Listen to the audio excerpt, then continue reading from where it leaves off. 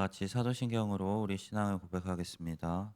전능하사 천지를 만드신 하나님 아버지를 내가 믿사오며 그 외아들 우리 주 예수 그리스도를 믿사오니 이는 성령으로 잉태하사 동정녀 마리아에게 나시고 본디오 빌라도에게 고난을 받으사 십자가에 못 박혀 죽으시고 장사한 지 사흘 만에 죽은 자 가운데서 다시 살아나시며 하늘에 오르사 전능하신 하나님 우편에 앉아 계시다가 저리로서 산자와 죽은 자를 심판하러 오시리라. 성령을 믿사오며 거룩한 공회와 성도가 서로 교통하는 것과 죄를 사하여 주시는 것과 몸이 다시 사는 것과 영원히 사는 것을 믿사옵나이다. 아멘. 다 같이 찬송가 365장 찬송하시겠습니다. 찬송가 365장 마음속에 근심 있는 사람 함께 찬양하겠습니다. 찬송가 365장입니다. 마음속에 근심 있는 사람 주 예수 앞에 달회어라. 슬픈 마음 있을 때라도 주 예수께 아뢰라. 주 예수 앞에 달회어라. 주 우리의 친구니 무엇이나 근심하지 말고 주 예수께 아뢰라. 눈물 나며 깊은 한숨 쉴 때 주 예수 앞에 달회어라. 은밀한 죄 내게 있더라도 주 예수께 아뢰라. 주 예수 앞에 달회어라.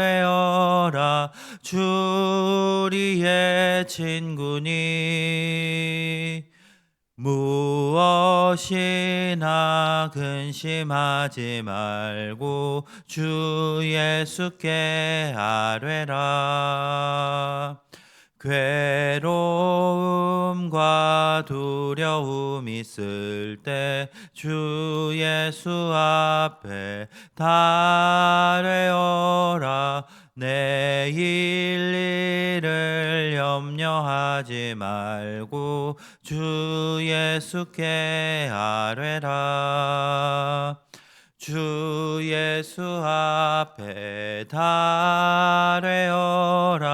주 우리의 친구니 무엇이나 근심하지 말고 주 예수께 아뢰라. 죽음 앞에 겁을 내는 자여 주 예수 앞에 달회어라. 하늘나라 바라보는 자여 주 예수께 아뢰라. 주 예수 앞에 달회어라. 주 우리의 친구니 무엇이나 근심하지 말고 주 예수께 아뢰라. 아멘. 사랑이 많으신 하나님 아버지, 오늘도 새로운 날을 주시고 또 주님 앞에 모여 하루를 시작하게 하신 감사합니다. 하나님, 우리의 삶에 여러 어려움과 근심들이 있지만 그럼에도 불구하고 주께서 우리에게 베푸신 은혜를 기억하며 주님을 의지하며 나아갑니다. 하나님, 우리를 붙드시옵시고 우리의 기도들을 들으시며 하나님의 선하신 뜻으로 응답하여 주시옵소서. 주를 의지하며 걸어가는 성도의 발걸음을 인도하시옵시고 세상의 시험과 풍파 속에서 주님을 의지하며 승리하며 나아갈 수 있도록 인도하여 주시옵소서. 항상 우리를 지키시고 인도하시는 우리 주 예수 그리스도 이름으로 기도드립니다. 아멘. 오늘 함께 보실 말씀 시편 13편 말씀입니다. 시편 13편 1절부터 6절 말씀 구약 성경 811면에 있습니다. 시편 13편 1절부터 6절 말씀 한 절씩 교독하도록 하겠습니다. 여호와여, 어느 때까지니까 나를 영원히 잊으시나이까? 주의 얼굴을 나에게서 어느 때까지 숨기시겠나이까? 나의 영혼이 번민하고 종일토록 마음에 근심하기를 어느 때까지 하오며 내 원수가 나를 치며 자랑하기를 어느 때까지 하리이까? 여호와 내 하나님이여, 나를 생각하사 응답하시고 나의 눈을 밝히소서. 두렵건대 내가 사망의 잠을 잘까 하오며 두렵건대 나의 원수가 이르기를 내가 그를 이겼다 할까 하오며 내가 흔들릴 때 나의 대적들이 기뻐할까 하나이다. 나는 오직 주의 사랑을 의지하여 싸우니 나의 마음은 주의 구원을 기뻐하리이다. 내가 여호와를 찬송하리니 이는 주께서 내게 은덕을 베푸심이로다. 아멘. 신앙생활을 하다 보면은 어느 순간에는 하나님이 너무나 가깝게 느껴질 때가 있습니다. 내가 기도하면 기도한 대로 길이 열리는 것 같고 또 하나님의 응답을 너무나 깊이 체험하며 걸어가는 순간들이 있습니다. 그러나 반대로 아무리 기도해도 응답받지 못하는 것 같고 하나님께서 마치 침묵하고 계신 것처럼 느껴질 때도 있습니다. 기다림이 길어지다 보면은 하나님께서 나를 잊으신 건 아닌가 하는 마음도 들 때가 있습니다. 우리는 일반적으로 생각할 때 하나님을 완전히 신뢰하고 아무런 흔들림 없이 나아가는 것이 좋은 믿음이라고 생각을 하는데 사실 믿음이라는 게 그렇게가 너무나 어렵습니다. 우리가 너무나 잘 알고 있는 믿음의 사람 다윗조차도 오늘 시편에서 흔들리고 있습니다. 다윗은 오늘 본문에서 절망 가운데 부르짖고 있습니다. 하나님을 향해 어느 때까지니까 하면서 1절과 2절 그 짧은 두 구절 사이에 네 번이나 하나님을 향해 어느 때까지입니까? 하고 질문을 제시하고 있습니다. 다윗 역시 하나님께서 마치 자신을 잊으신 것처럼 느꼈고 마음에 근심이 가득했으며 원수가 자신을 이기는 것처럼 느끼기도 했습니다.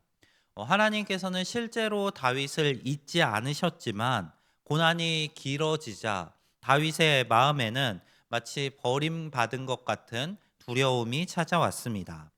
믿음이 있다고 해서 언제나 평안한 것은 아닙니다. 다윗이 지금 믿음이 없기 때문에 이렇게 낙심하고 절망하고 있는 것이 아닙니다. 믿음의 사람 역시 낙심할 수 있습니다.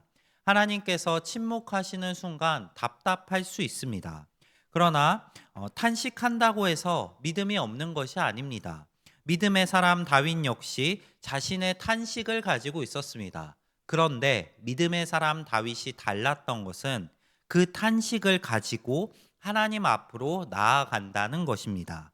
하나님을 믿기 때문에 하나님을 향해 어느 때까지입니까 하고 부르짖을 수 있는 것입니다. 믿음이 있기 때문에 그 어려움을 느끼면서 동시에 그 어려움을 가지고 하나님을 붙들 수 있는 것입니다. 하나님께서는 우리의 탄식도 들으십니다. 다윗의 모습을 다시 한번 집중해서 보시기를 바랍니다. 다윗은 고통을 가지고 하나님께 나아갔습니다. 그런데 그 고통을 말하는 데서 그치지 않으십니다. 다윗은 이어서 이렇게 이야기합니다. 여호와 내 하나님이여, 나를 생각하사 응답하시고 나의 눈을 밝히소서. 자, 상황은 달라지지 않았는데 다윗은 하나님을 내 하나님이라고 부릅니다. 마치 하나님께서 나를 잊으신 것처럼 느껴지는 그 상황 속에서도 하나님을 향해 내 하나님 하면서 부르고 있습니다. 믿음이 어려움을 없앴기 때문에 하나님이 내 하나님이 되시는 것이 아닙니다. 어려운 상황 속에서도 하나님은 여전히 내 하나님입니다. 그리고 다윗의 고백 역시 중요합니다. 다윗은 하나님을 향해 자신의 눈을 밝혀달라고 기도합니다. 자, 지금 다윗이 겪고 있는 문제는 현실적인 문제만이 아닙니다. 다윗이 눈이 가리워져서 하나님의 역사하심을 보지 못하고 있음이 문제입니다. 어려움 상황 속에서도 하나님의 계획을 신뢰하며 바라보고 나아가지 못하는 것이 문제입니다. 우리의 상황들 역시 마찬가지입니다. 우리에게도 고난과 어려움이 있을 수 있습니다. 고난이 길어지면 낙심할 수 있고 하나님께서 나를 잊으신 것 같은, 하나님이 너무 침묵만 하고 계시는 것 같은 느낌이 들 수 있습니다. 그때 우리의 눈이 가리워져 있는 것입니다. 우리의 눈에는 당장 우리의 현실만이 보이지만 하나님께서 우리의 눈을 밝게 하시는 그 순간 하나님께서 그 고난을 통해 역사하실 그 계획들이 보이게 됩니다. 다윗은 하나님을 향해 내 눈을 밝혀주시옵소서 기도하고 그 기도 이후에 5절부터 이제 상황이 전환됩니다. 다윗은 나는 오직 주의 사랑을 의지하여 싸우니 나의 마음은 주의 구원을 기뻐하리이다 라고 고백합니다. 자, 현실 상황은 여전히 어려움인데 다윗의 시선이 이전에는 그 어려움을 바라보고 있었다면 하나님의 사랑을 다시 한번 기억한 다윗의 시선은 이제 그 어려움에서 건지시는 하나님께로 옮겨갑니다.